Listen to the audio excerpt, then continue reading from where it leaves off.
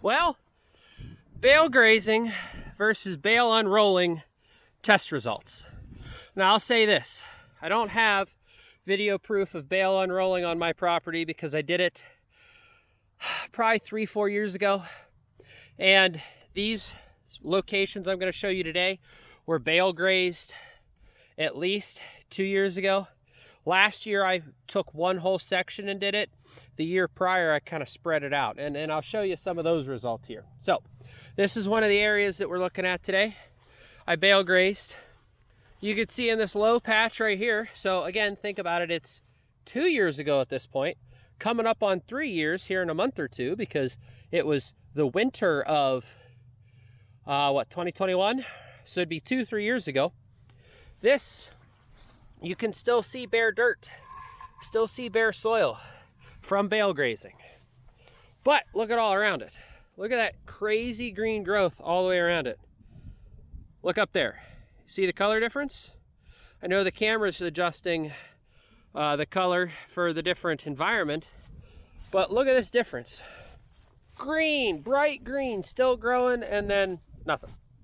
And further over, still nothing. And then further over, still nothing.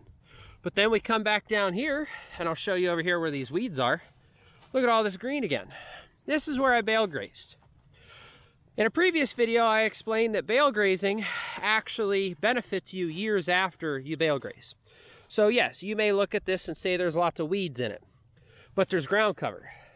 And look at the green around it and in it. You know, you look over here, you see all the green.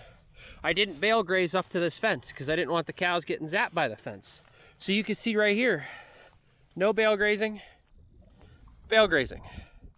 Just look at that. That's why I say bale grazing is actually more beneficial than hay unrolling, than bale unrolling. And like I said previously as well, Clay had a guest on and said the same thing, and I agree with him. I see the results. I unrolled some bales over here 4 or 5 years ago when I first started this adventure. You know, I drank the Kool-Aid. Everyone said it was the best thing in the world, so I did it. I had some round bales up where this cornfield is. I rolled them all down the hill, and then I let the cows eat it. The next year, I couldn't tell where I did bale grazing. Couldn't see it. Couldn't tell. Couldn't find the spot, even though I knew where the spot was. Like, obviously, I knew where it was, so I could see it personally. But, I mean, like, I couldn't see grass growth like I see right here, you know. Just come 2-3 feet away from the bale graze, and it's down to nothing. So, I don't believe in bale unrolling, and that is why. Look at this difference. Now, I've also said in a previous podcast, I was concerned and even thinking about taking a rake or a tedder to all of this empty land here when it still had the round bale leftovers on it, because I wanted to spread it out. I didn't want it to be such a thick thatch and take this long to regrow. But now that I haven't, look at this amazing green. Didn't bale graze up here, bale graze down here. How can you argue with that? Now, yes, I won't say bale unrolling has no effect. What it does is it's like you gave the plant a little boost. You know, think of it like a bodybuilder. He took one protein shake in the morning, and that's all he did. You know, then he went out and he tried to do all his stuff. But you look at the professionals that do protein, or that do all the proteins, supplementations, they don't just have one protein shake a day. They have several. They have supplements. They have all of that. Or maybe that was a bad analogy. I can't argue that. Maybe it was. But what I can say is this is my experience. I'm going to take you guys over here to the approximate location where we unrolled the round bale. And I don't think you'll be able to tell a difference, because I haven't been able to, even the year after I did it. Now, I will also say bale unrolling and bale grazing is also for two different types of farmers. You know, there are folks that have a bunch of extra land, folks that don't. If I were to unroll all of this hay, it would take up pretty much my entire farm.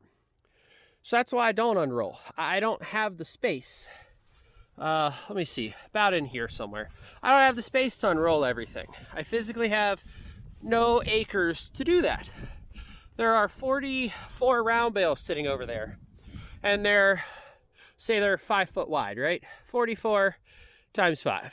Well, 40, we'll do 40 by 5, because that's pretty easy. 220 feet. If I were to unroll all of those, I would have 220 feet of pure hay. This farm is only 660 feet wide. So if I were to do that appropriately, leave space in between each round bale, allow less zones to be constantly trampled, because if I stacked them right next to each other the whole way across, I'd have really high impact areas that would be no different than bale grazing.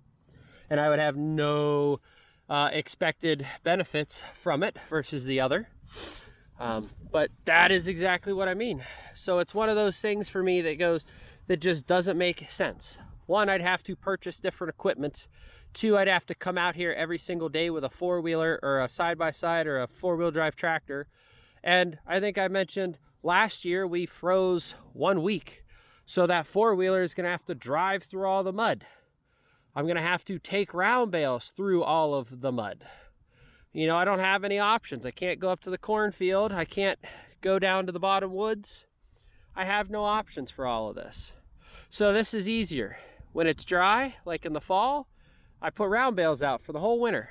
That should get me to about middle of March, beginning of March. But I'm also going to get the cows grazing on all of this. Plus I have a couple extra round bales that I can feed these guys if they need it, like they're almost running out of those bales down there. So there's things like that I can do as well. Plus, we're going to be grazing corn stalks, and we're going to be grazing the old hay field up there. I fenced off a section. We're going to be grazing it as soon as we get the correct temperatures. So lots of fun things to come. Hopefully I remember to bring you guys along for a lot of that and show you guys all of the stresses that I have to also deal with these cows. Thank you guys so much for watching. I'll see you on the next one.